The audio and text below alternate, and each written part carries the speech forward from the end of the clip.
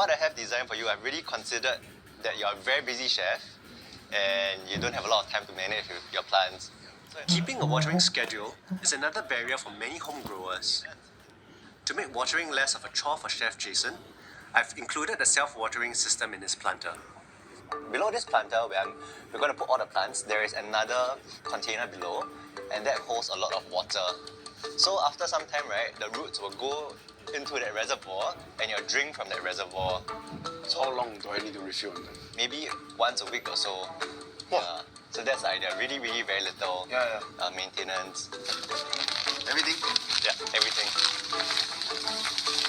You're gonna pour until full?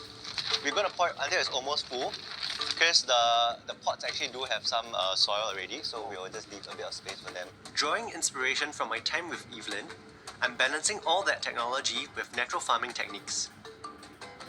But they say actually got worm is good, right? Yeah, worms are a good sign that there's a lot of organic life. And so all the plants that I brought for you, right, most of them I have chosen because you actually liked them from the previous tasting. So I brought quite a lot of existation for you. Right, this is the butterfly sorrel. I know you really like it, so we're going to put 3 pots here. Can we eat the flowers? You can definitely eat the flowers. The flowers are really, really yummy. It's the Ulam Raja, your favorite ones. So these plants will actually get quite big, so I think we can put them here. Does it take up a lot of space after it grows up? Yes, it will. Then I just put 2 together. Or just put one there. Usually when you're harvesting, you harvest like early in the morning, When you're sleeping. 6, 7 a.m. So like maybe when your grow lights start turning on, that's when you consider your sunrise. Okay, Yeah. got it. Cranberry hibiscus. Well, this is huge. Yeah, so I think this can be in the center. It will give you that very nice height. Yeah. And people walk through, they see, wow, this is a very, very colorful looking planter. Okay, the last one we're gonna do is the butterfly blue pea. So that's what the string is here for. They are climbing plants, so they really like to latch onto something. It created quite a very wild and lush look that reminded me of Evelyn's food forest. For myself and my gardening method, I like to use these plants that grow like crazy. Because there's no maintenance, doesn't need much work. Exactly. You let the plants do the work for you, then you just need to do the harvesting. There's a mini food forest in the garden because I've built about 2 or 3 different layers. I have the shrubs in the form of the cranberry hibiscus. I also have the climbing plants in the form of the butterfly blue pea.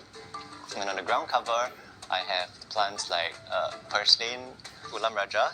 So that's 3 different layers in this food forest. So it does create a visual impact. It's very 3-dimensional if you look at it. So what do you think? Really, really beautiful. With this aesthetic of blue peas, flower, the hibiscus really feel very garden. It's really amazing the color. I'm also thinking of your business. So people who don't intend to come to the shop, when they walk past, they'll see this colorful thing. Yeah. People might even just come in just to see the garden. I think this one really solved my issue of having my own garden. Yeah. I think that's why I'm trying to show people that smart design will actually be able to solve a lot of problems. After it's all been set up, the garden looks very, very beautiful. Yeah, I think it's definitely a very workable idea to bring in this food forest concept and growing native edible plants in homes. Amazing, thank you. No problem.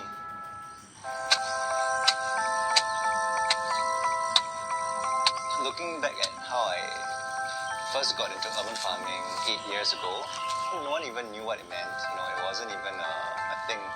So there has always been an interest to encourage people to grow food at home and grow local native edibles.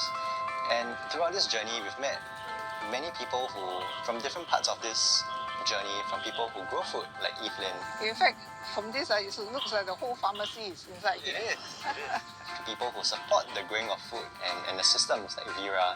So I created this place with shade nets and cooling down the area. To people who actually use the food and create amazing dishes with them, like Han Ching's grandma and Chef Jason. It's like an East meet West dish. Having all the different parts of this food system, it's almost like the ecosystem in nature. There is also an ecosystem of people appreciating growing local edible plants. And knowing that that exists, it's very, very encouraging. To me, it feels like this journey has been complete. Next week, I enter unknown territories. We're going to actually put amaranth coming out of this, so it looks like a fountain. Wow. Even though I have been an urban farmer, growing a lot of edible plants, I know absolutely nothing about ornamental plants. For the fur, actually, I combed it with a paintbrush to make it look like someone's hair. If plants are not grown for food, is there any value in growing them at all? I feel like petting them, you know, like, do you do that? Yeah, sometimes I do.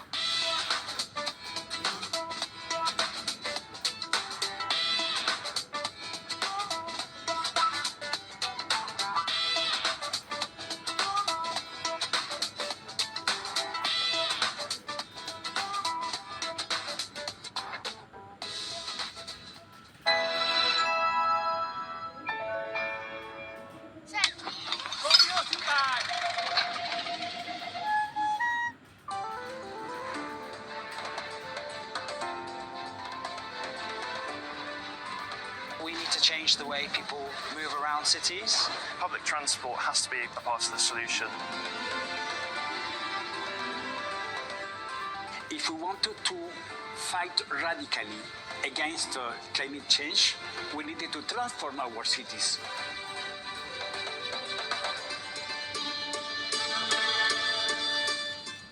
嗰陣時舊陣時個窿東好好嘅咧，之後啲醫生啊，就馬巴基啊，豆渣。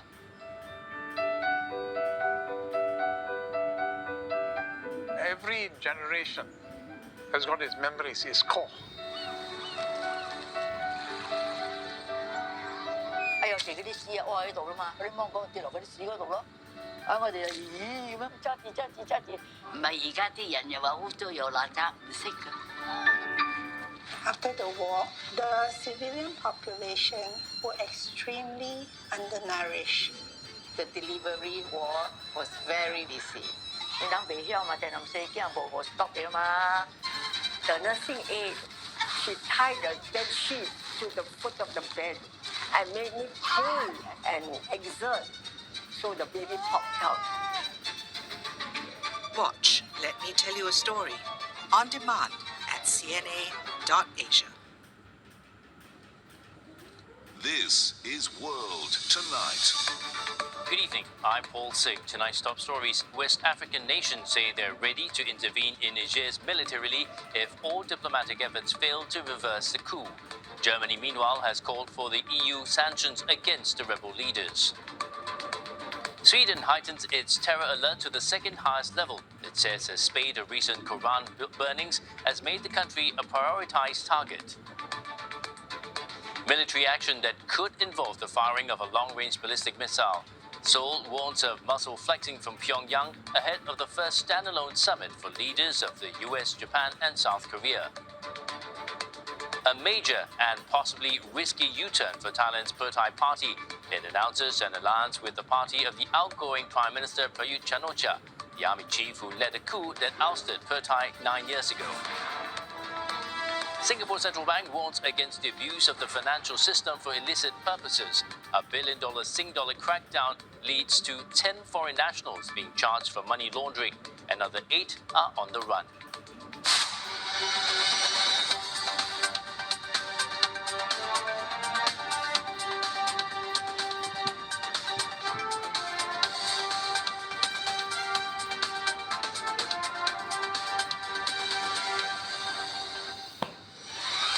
Good evening, I'm Phil Gokking. Thanks for joining us. Also on our show tonight, 10 people, including a state assemblyman, killed after a small plane crashes into a highway in the Malaysian state of Selangor.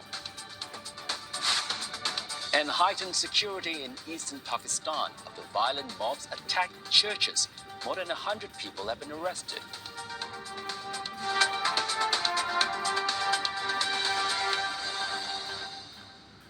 The West African bloc ECOWAS says it is ready to intervene militarily in Niger to restore democracy if diplomatic efforts fail.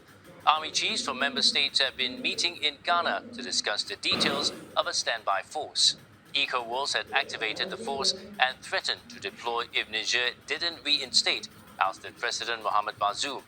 Niger so far hasn't complied, and members of another bloc, the African Union, have voiced opposition to any military action.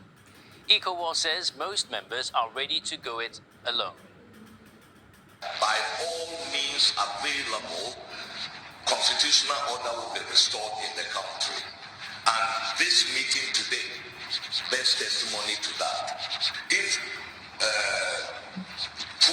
push comes to shove, we are going into Niger with our own contingent owned equipment. We are going with our own resources and to make sure that we restore constitutional order.